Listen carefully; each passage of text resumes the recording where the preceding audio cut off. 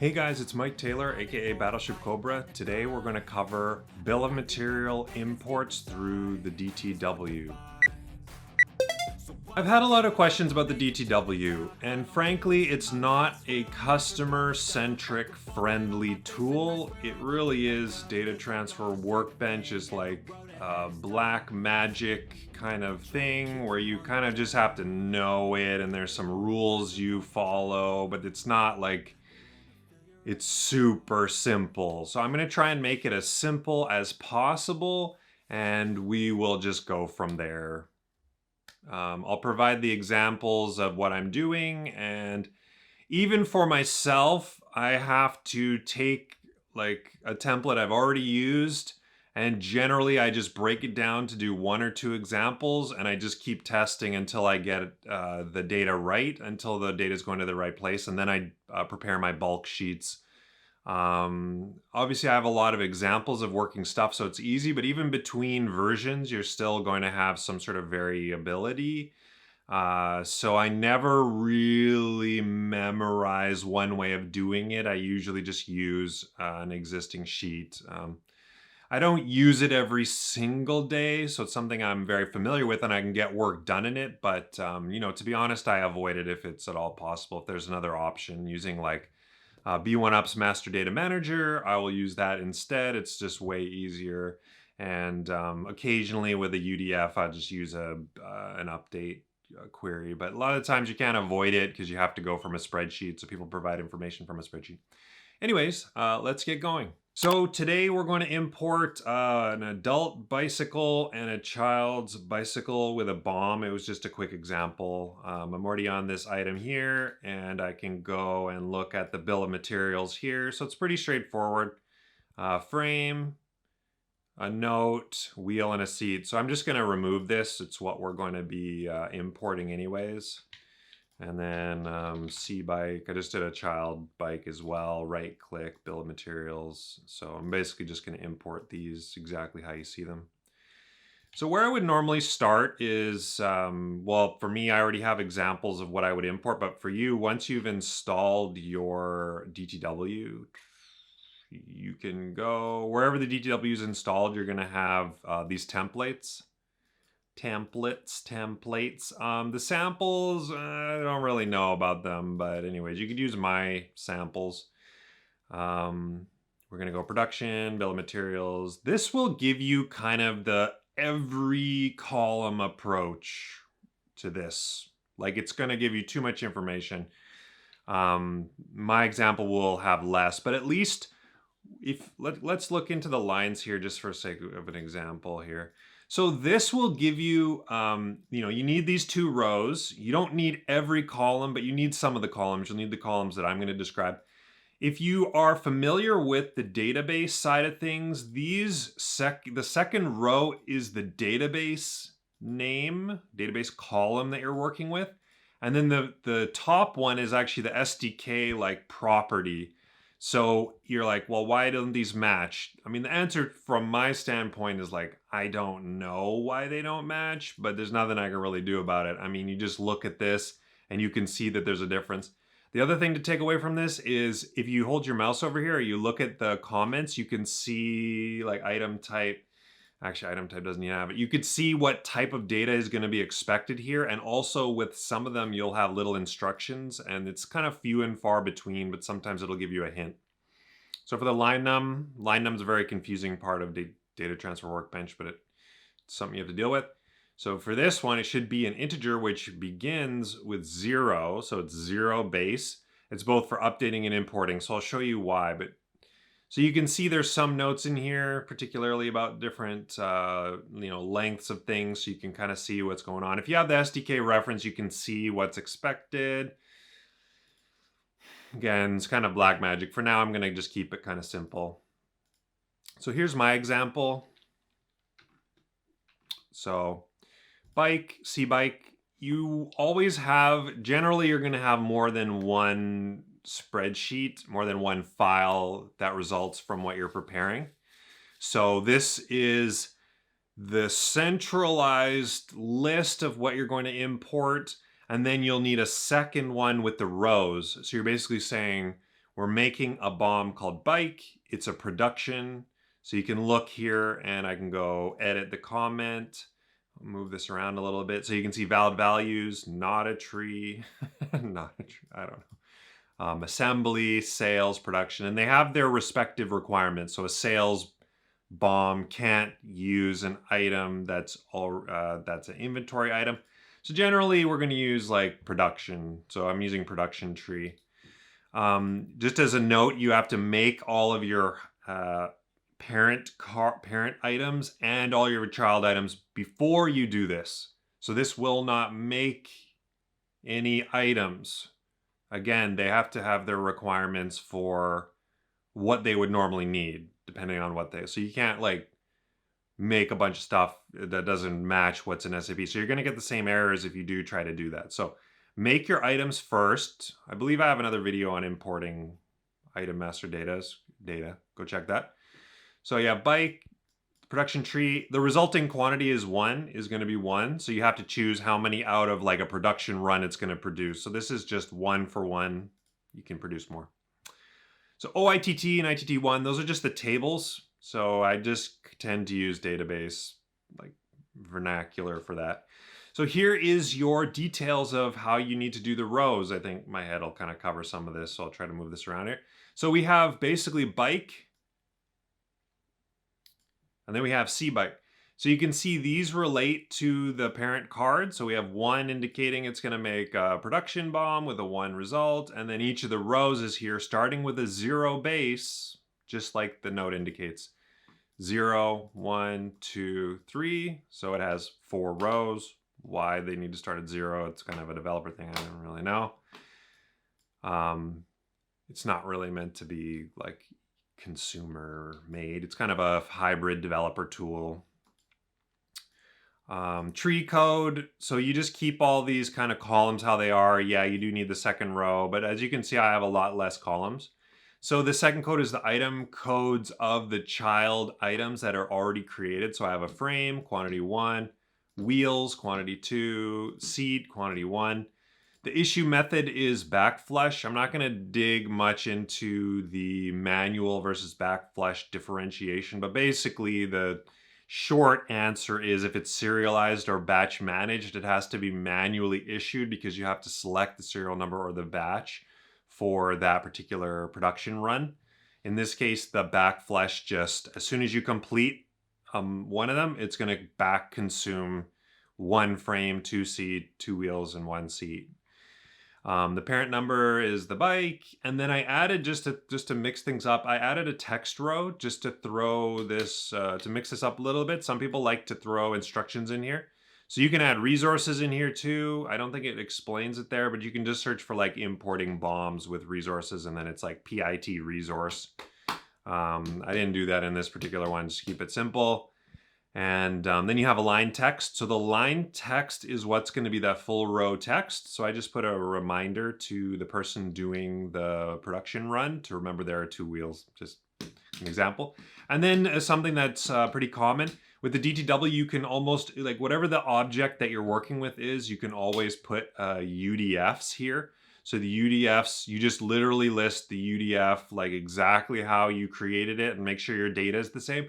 So I just put the wheel size, which would be a custom field in here, which will translate into the production order and do all that stuff. So added those things. So basically all that you need to do is create these. You can just number these how they are. You can use an Excel formula to say basically if the cell above it is the same as the cell here, increment the line, otherwise restart at 0. Basically you can just auto number these all the way down with a little bit of math. I'm not going to show you how to do that. So we have a child's bike, so we have a child frame, child wheels, child seat, same thing, basically just to kind of like do the same thing twice to show how you would do multiple. So remember, I try and keep this as simple as possible. If you can't import 1, you can't import 1,000. So a lot of people are just like, I'm busy, I'm going to import it, I need 1,000 done, and then they're trying to put this here, and you're getting all sorts of errors and stuff. Just break it down to a simple example. I know nobody wants to do anything incrementally, but break it down to a simple example. Make sure things are going where you need them. Import it. You can always remove BOMs in this case. And Then once you have a clean file in the format you want, then you can prepare your bulk file. And then when you prepare your bulk file, then you'll have more specific error messages, and that's easier to deal with. So once you've done this, remember, save, always save. Then you want to save this as a tab delimited. Why can't I use CSV files? It's like, I don't know. Go ahead and try CSV files. I just don't particularly like the CSV files, especially for master data. So file, save as, this PC, tab delimited. I already have it on the desktop. OITT, save it. It'll prompt you with some prompts. Save it, that's fine. And remember, you can then click ITT1, file, save as, tab delimited, save it as ITT1. Close your spreadsheet immediately after you save it, because once you've saved it as the tab delimited, you can save those 2 sheets. But anything else that you do to change those sheets is only affecting that text file, the tab delimited file. Best practice is just close it so that you know when you reopen it, you will have the right file that you're working on, okay? So just follow my advice, save it as a tab, close it. I've screwed up so many times, messed everything up. Save it as a tab, save your 2 files as a tab, close it, trust me. Start your DTW, right-click more, run as administrator. Mike, I don't have DTW installed on my computer. It's like, okay, well, you have to talk to your SAP partner and get it. It's just in the packages of the installer. And so it's not really up to me to show you how to install that. It's literally just one exe, and then you do need the database information to connect. The partner should give you this information. I don't really believe in withholding this information from the customer. I mean, if they're going to screw up their own database, like, you can't screw up your own database here. If you are importing with the Data Transfer Workbench, it does go through a DI API connection, so it literally simulates you doing it by hand. So if you screw this up, it'll give you the same error as if you were doing it by hand. So you don't bypass any of the validations. It will literally have the same validations through your transaction notification, store proc, and PTN. So it'll do everything literally as if a human had done it. So you have very low chance of screwing up the database. Having said that, you can screw up the data, but again, it's better to have your customers, if you're a customer doing this, it's good for you to learn this. You need to dedicate some time to it, but it's very useful.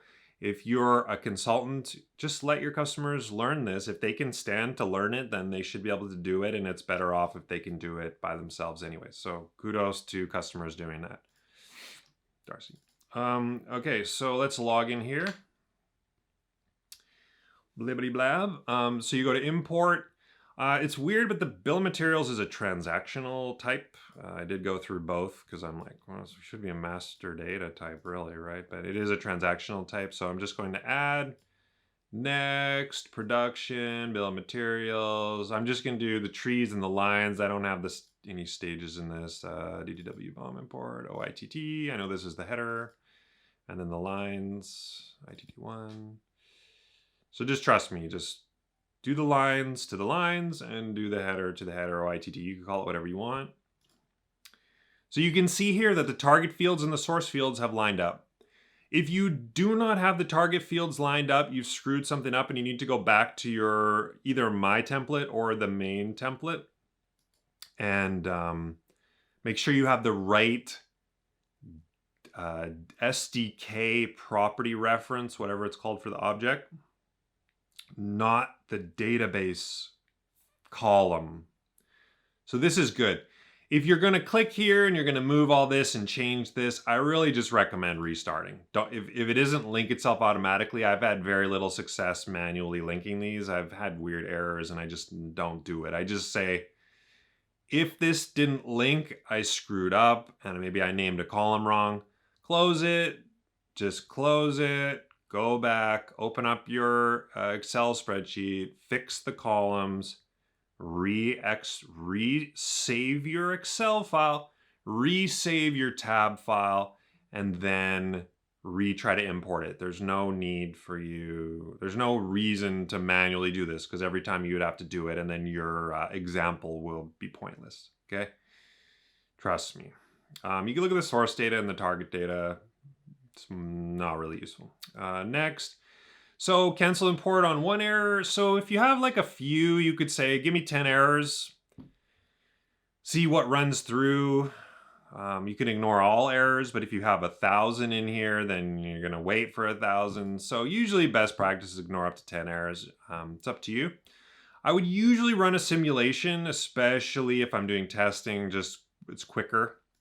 Run simulation, ding to ding, number of errors detected, 0. Wow, 2 were imported. So obviously I tested this before, so blah, blah, blah, it's very easy. So then you're done that, you've dealt with your errors. If you do have some sort of errors, good luck. You know, you can search for them. A lot of the times it's very cryptic, unfortunately. So you kind of just have to deal with it and search on the SAP forum and blah, blah, blah, or mess around. Like, again, just, I'm trying to provide you a very simple starting point. So make your example even more simple, okay? Just make it more simple, break it down more, and do less records just to literally get to what's gonna work or what's gonna happen. You have to try things. It's not, everything is not just an easy, straightforward process, unfortunately, in this regard. So again, I'm harping on that a little bit. So now I'm ready to go. Next, import. So best practice, should you have backed up your database before doing that? It's like, most of the time, best practice, you know, am I supposed to tell you to back up? Yeah, back up, but you know, whatever. So, I don't really think, you know, honestly, in my 1,000 probably imports of different things, I've never seen it cause like a corruption issue. Personally, I've heard about bad stuff. So hopefully you do have access to back up the database, but I wouldn't make that, especially in an update, I wouldn't make that like a big thing. I mean, if you're gonna try to update 20,000 records while people are working during the day, that's the other thing. Don't try to update tables where people are constantly accessing those tables, because you can get error messages there or your import might just fail. Again, usually won't lead to corruption, but don't try to prove me wrong. Either kick everybody out in the day or just do like, you know, if it's 100 and it's 100 will be very quick and it's a very slim chance people are going to do anything. Okay, so let's go back and check. Right click, bill of materials. You already know what you're going to see here. Bingo bango. So you have 1 adult bike, production BOM, frame. Line 2 is my text message there. Wheels times 2 with my note, and seat times 1 in backflush. Child bike is the same thing. C bike. Right click, bill of materials, and so it's the same thing. So that's about it. So you can do do that. You can import a whole bunch this way. You can build on that, add more columns if you need them, test them, revise them. You can use that technically to do updates as well if you're going to update your BOMs too. And so remember, you can add UDFs just by making another column with 2 rows, you know, the 2 header rows with the U. Technically, it doesn't even look in row 2, technically. So you can actually just put notes in row 2. I don't really know why it has 2 rows. I mean, it's nice sometimes you can put notes as to like what the property is. DTW doesn't look at the second row, but it does look at the first row. So just make sure the first row has the correct UDF. So that's it for me. Importing BOMs, pretty straightforward. I will link the template that I was using in the notes below. I think that's the most useful part that you can take away. You can just use that. It's very easy to import and to do updates that way. So go ahead and take that, use it, adapt it. Remember, if you're having trouble, break it down, give it a try. And yeah, that's basically it. So good luck with the DTW. Check out BattleshipCobra.com, like, subscribe, do all that good stuff. Notification bell if you don't go to YouTube that frequently. If you click the notification bell below when you subscribe, It will email you whenever I make a video. I'm not really on a schedule right now, so that might be useful for you. And thank you very much for watching. Bye for now.